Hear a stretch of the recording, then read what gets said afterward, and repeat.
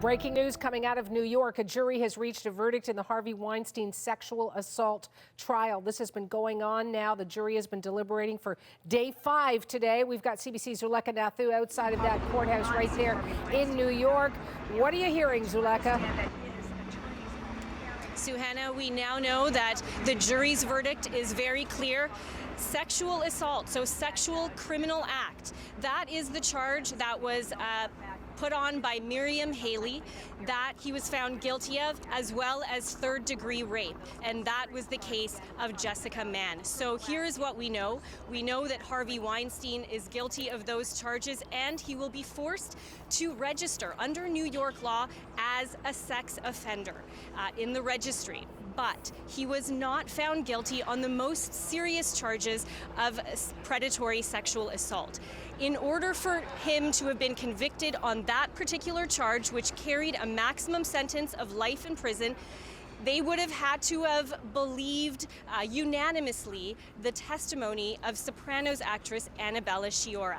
You might recall over the course of the deliberations, many of the jury's questions were related to her testimony and to her cross-examination and evidence related to her. We also know that on Friday, the jury mentioned to the judge that it was possible that they were hung on that count of sexual predatory assault. They just couldn't agree.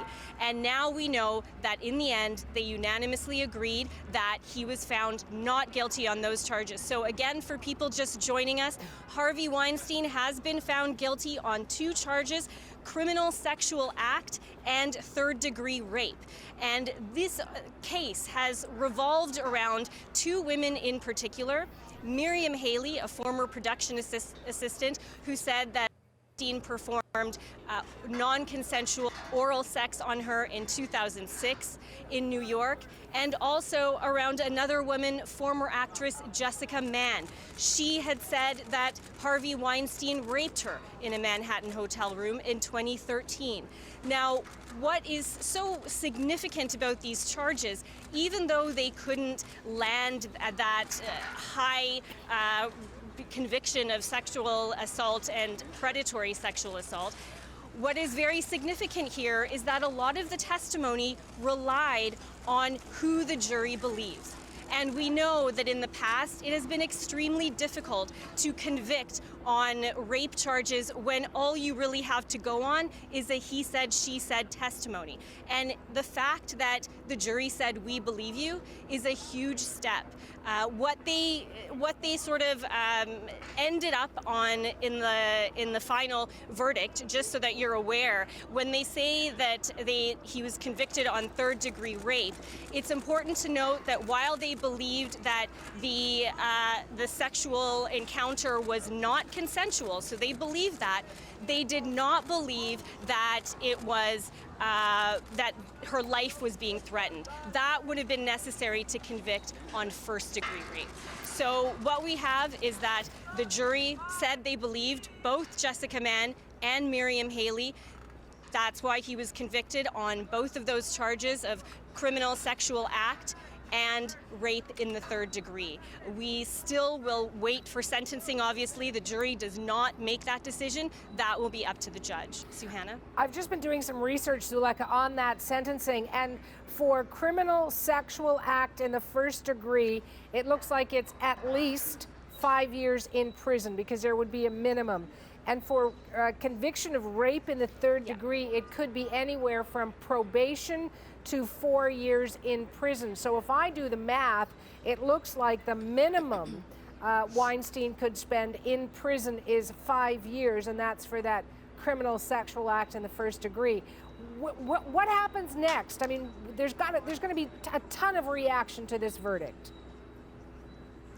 Yeah, so right now we are still waiting for everyone to leave the courtroom. And what will generally happen is the lawyers will speak outside the courtroom for both sides. That is likely where we will hear if the defense plans on launching an appeal, which could happen.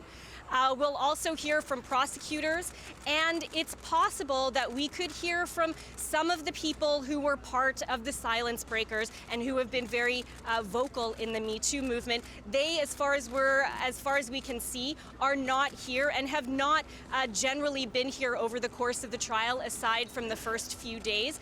And the other thing to keep in mind, Suhana, is that regardless of what the sentencing ends up being, and I should clarify that you're right, the range of sentencing for criminal sexual act as well as for rape in the first degree is between 5 and 25 years. But when they say range, there still is a little bit of leeway in terms of what the judge can give down as a sentence.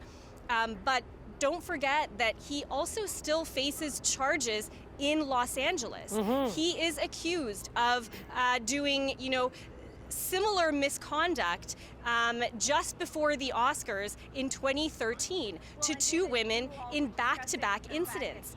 And in those cases, the charges range from sexual battery to rape. And so they were sort of waiting in Los Angeles to see what happens here. And then based on the outcome as well as... So this is not anywhere near over yet.